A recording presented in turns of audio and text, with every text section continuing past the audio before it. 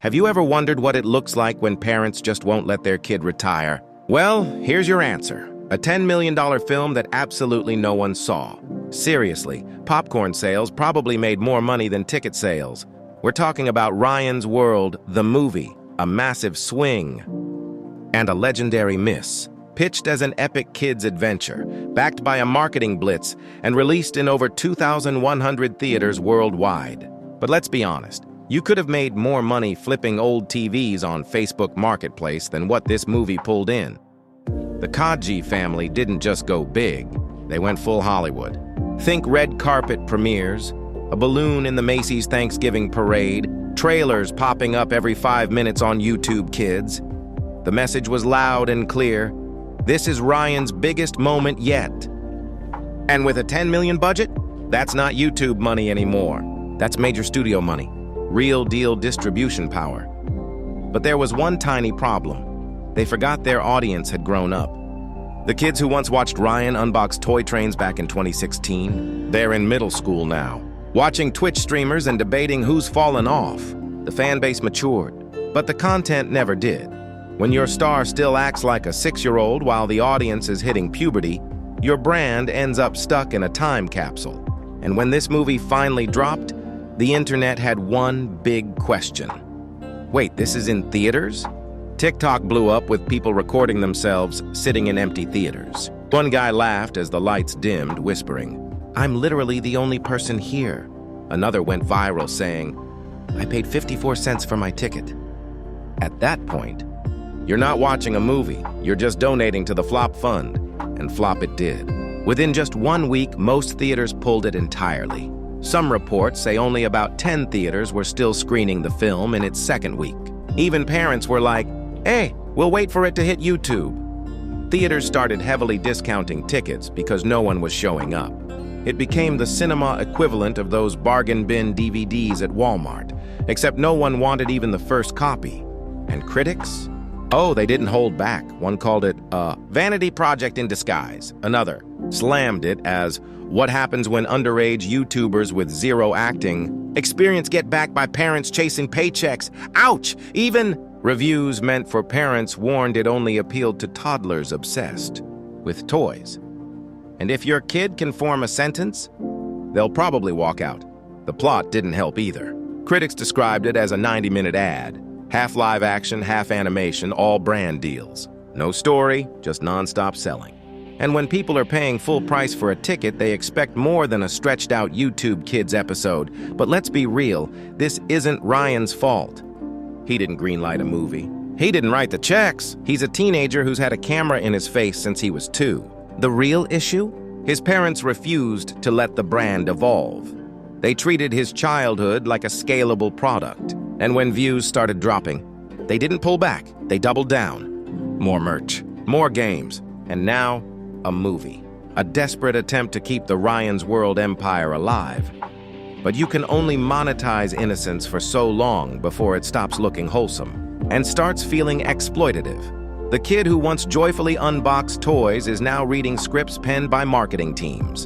And everyone sees it, especially Ryan. In interviews, he looks distant, checked out, barely answering before his dad swoops in to take over. This doesn't feel like a passion project anymore.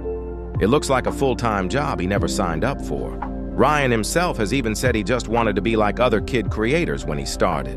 What began as simple toy reviews has grown into an entire media machine. Games, skits, educational content. But the heart? It's missing.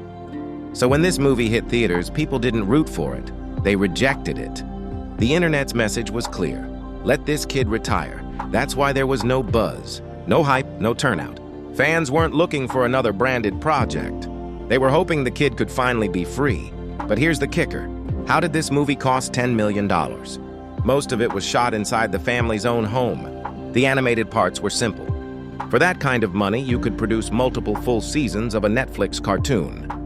Chances are, most of the budget went to marketing, distribution, and licensing, basically everything except the content itself, which is painfully ironic, because Ryan's World has become exactly that, a giant marketing vehicle built around a kid who clearly doesn't want to be in the driver's seat anymore.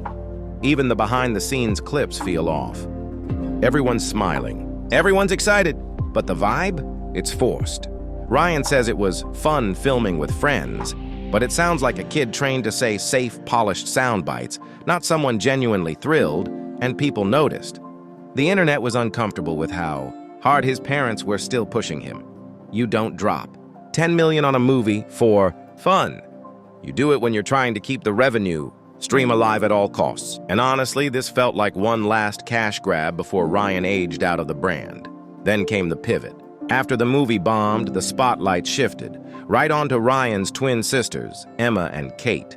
Suddenly, they're everywhere. Center stage in videos and TikToks, doing trends, promoting sponsors. It's less of a handoff and more of a relentless relay. The baton just happens to be a camera that's been rolling since 2015.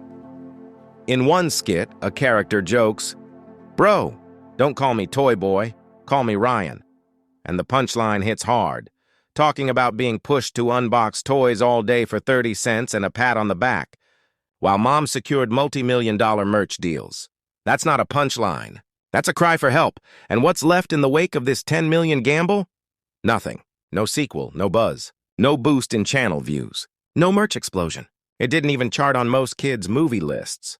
It showed up, flopped, and vanished like a tax write-off, which, let's be honest, might be exactly what it was. Even Ryan's most loyal fans barely mention the film. That tells you everything.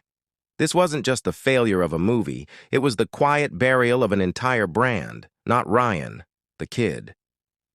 But Ryan's world, the empire his parents built around him, because if there's one big lesson here, it's this. You can't commercialize childhood forever. The audience grows up. The content should, too. This film was a masterclass in how not to evolve. An empire frozen in time. A $10 million wake-up call.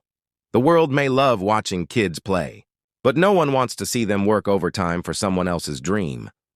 Ryan's story should have ended with a graceful exit, an early retirement, a happy teen, and a legacy. Instead, it's ending with a brand that's outdated, overworked, and out of touch. $10 million spent, just $600,000 earned, thousands of empty seats, a generation that moved on. Ryan's World. The movie wasn't just a flop. It was the final nail in the coffin of the YouTube kids' empire. The magic? Gone. The moment? Past. And the kid who once ruled the internet?